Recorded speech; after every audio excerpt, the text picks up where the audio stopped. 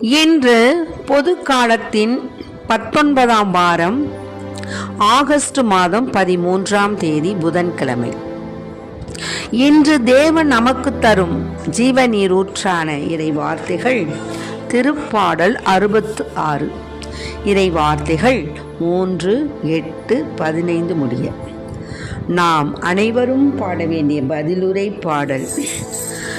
நம்மை உயிர் வாழச் செய்த இறைவன் போற்றி போற்றி. நம்மை உயிர் வாழச் செய்த இறைவன் போற்றி போற்றி.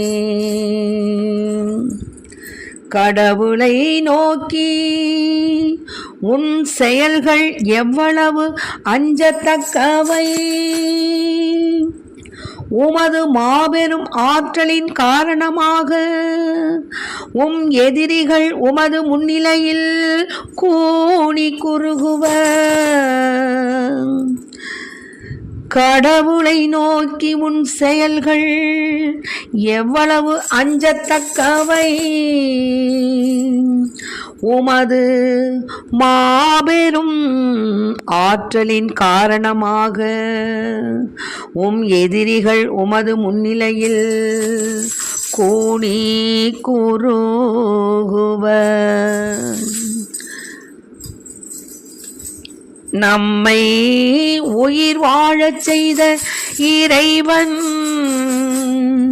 போற்றி போற்றி. மக்கள் இனங்களே, நம் கடவுளை போற்றுங்கள், அவரை புகழ்ந்து பாடுங்கள். மக்கள் இனங்களே, நம் கடவுளை போற்றுங்கள், அவரை புகழ்ந்து பாடும் ஒளி கேட்க செய்யுங்கள். நம்மை உயிர் வாழச் செய்த இறைவன் போற்றி போற்றி. கொழுத்த கன்றுகளை செம்மறி கிடாய்களின் நறும் புகையோடு உமக்கு எரிபலியாக செலுத்துவேன். காளைகளையும் வெள்ளாட்டு கிடாய்களையும் உமக்கு பலியிடுவேன். கொழுத்த கன்றுகளை செம்மறி கிடாய்களின் அரும் புகையோடு உமக்கு எரிபலியாக செலுத்துவேன். நம்மை உயிர் வாழச் செய்த இறைவன் போற்றி போற்றி. நம்மை உயிர் வாழச் செய்த இறைவன் போற்றி போற்றி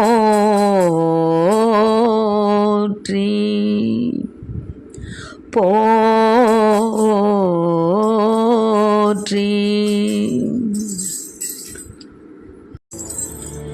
இன்று நம் தேவன் நமக்கு தரும் ஜீவநீர் ஊற்றான இறை வார்த்தைகளை கேட்டோம். நம்மை உயிர் வாழச் செய்த இறைவன் போற்றி. ஆமேன். ஆமாம், இதான் உண்மை. நம்மை தாயின் கருவில் உருவாவதற்கு முன்னதாகவே நம்மை பெயர் சொல்லி அழைத்த தேவன் நம் தேவன். நமக்கு உயிர் கொடுத்த தேவன், நமக்கு உடல் கொடுத்த தேவன், நம் ஒவ்வொரு நாடி நரம்புகளையும் ஏற்படுத்திய தேவன். ஆகவே அத்தகைய மேன்மையுறு தேவனை நாம் புகழாமல் இருக்க முடியுமோ? அப்பொழுது நாம் நன்றி கற்றவர்களாக மாறுவோம். நாம் இறைவனை புகழ்வது சாலச் சிறந்தது. ஏனெனில் உயிர் கொடுத்த தேவன் நம் தேவன். அன்று இஸ்ரேல் மக்களை பாலைவனத்தில் 40 ஆண்டுகள் அவர்களை கண்ணின் மணி போல பாதுகாத்து அழைத்து சென்றார் நம் இறைவன். அப்படி அழைத்து செல்லும் பொழுது அவர்களுக்கு ஏற்பட்ட அநேக இடர்பாடுகளை எல்லாம் நீக்கி பார்வோன் அந்த ராஜாவினுடைய அந்த மனதை, கடின மனதை அவர்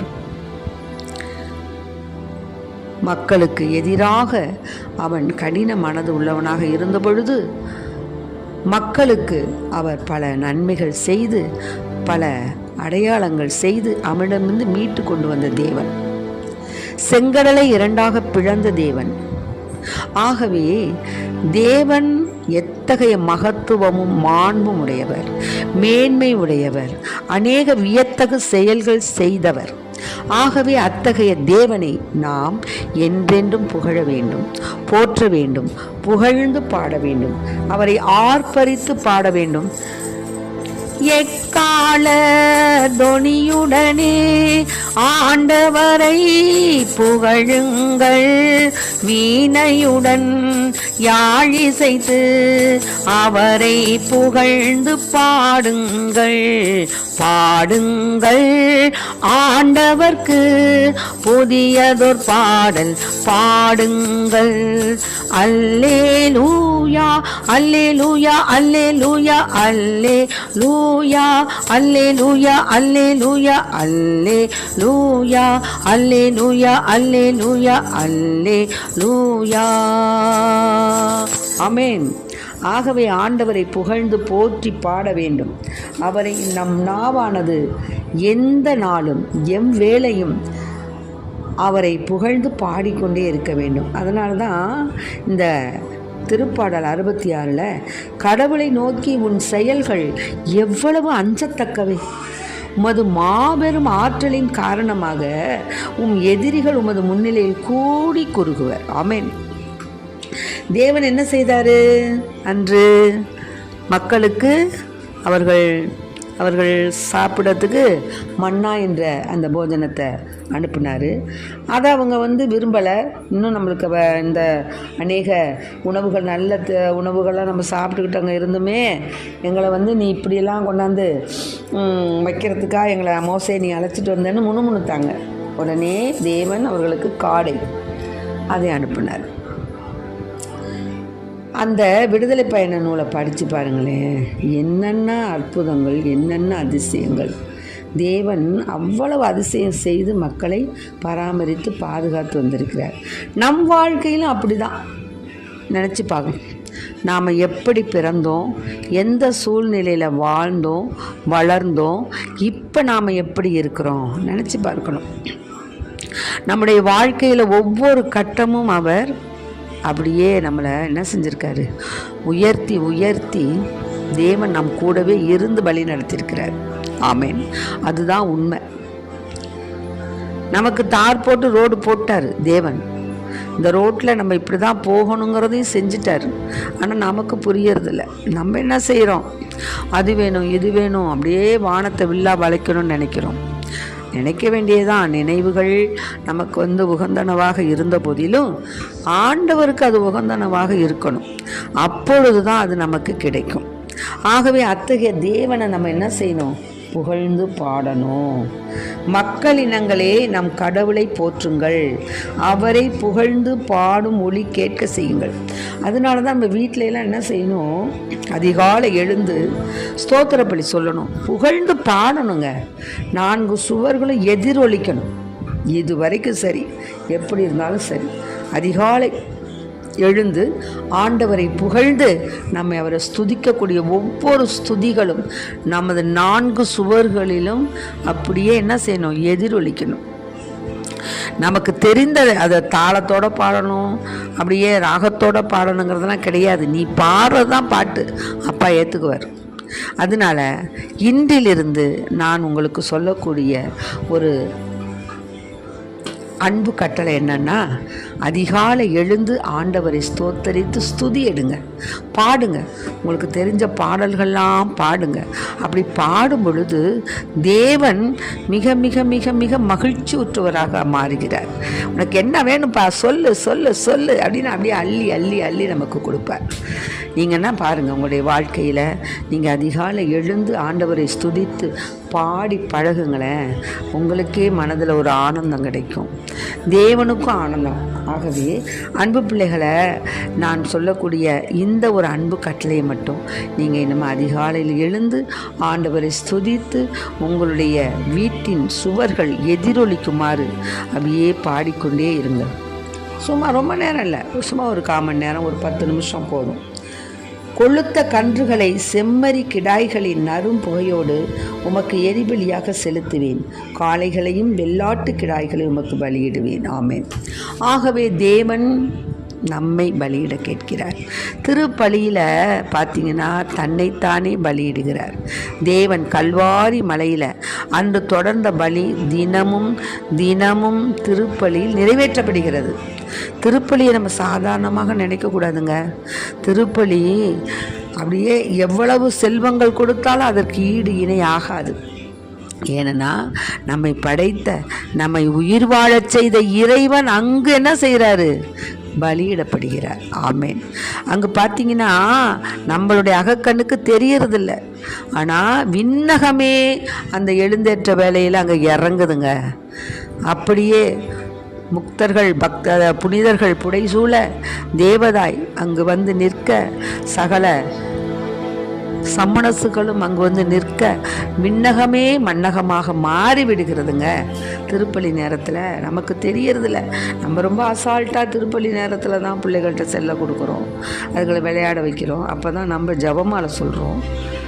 திருப்பலியுடைய மகத்துவம், முக்கியத்துவம் நமக்கு தெரியறதில்ல.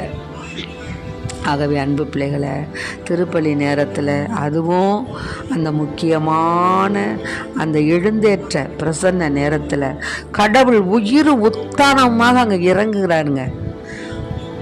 ஆகவே அந்த இறைவனிடம் நாம் கேட்கும் வரங்கள் உடனடியாக நமக்கு கிடைக்கும், இது உறுதி. ஆகவே அன்பு பிள்ளைகளை, திருப்பலியில் எழுந்தேற்ற வேளையில் அங்கு விண்ணகமே மண்ணகமாக மாறி அந்த திருப்பலி வீடம் அப்படியே ஜொலிக்குது, அப்படியே ஒளிர்கின்றது. அந்த நேரத்தில் விண்ணகமே தூயவர் தூயவர் தூயவர், பரிசுத்தர் பரிசுத்தர் பரிசுத்தர் என்று அப்படியே பாடல்கள் ஒலிக்கும். அந்த ஒளியில் நாமும் சேர்ந்து என்ன செய்யணும்? புகழ்ந்து பாடணும். அதான் மக்களினங்களே, நம் கடவுளை போற்றுங்கள், அவரை புகழ்ந்து பாடும் ஒளி கேட்க செய்யுங்கள். ஆமென். ஆகவே இன்றிலிருந்து திருப்பலி காணும் பொழுது எழுந்தேற்ற வேளையில் நாம் ஆண்டவருடைய இறை பிரசன்னம் அங்கு உயிரும் உத்தானமாக இறங்கி வருகிறது என்பதை உணர்ந்த பிள்ளைகளாய் இறைவனை நாம் மகிமைப்படுத்தி ஒளி புகழ்ந்து பாடக்கூடிய ஒளியை முழங்கச் செய்வோம். இன்னுமாக அதிகாலை எழுந்து ஆண்டவரை புகழ்ந்து ஸ்துதி எடுப்போம். அப்பொழுது தேவன் மனமகிழ்ந்து அநேக ஆசீர்வாதங்களை நமக்கு தருவார். ஆகவே அத்தகைய அதிகாலை எழுந்து அவரை புகழக்கூடிய வரத்தை, அந்த புகழக்கூடிய அந்த மனதை நமக்கு தருமாறு ஆண்டவரிடம் அன்றாடுவோம். ஆமென். Praise the Lord. மரியே வாழ்க. இயேசுவுக்கு புகழ்.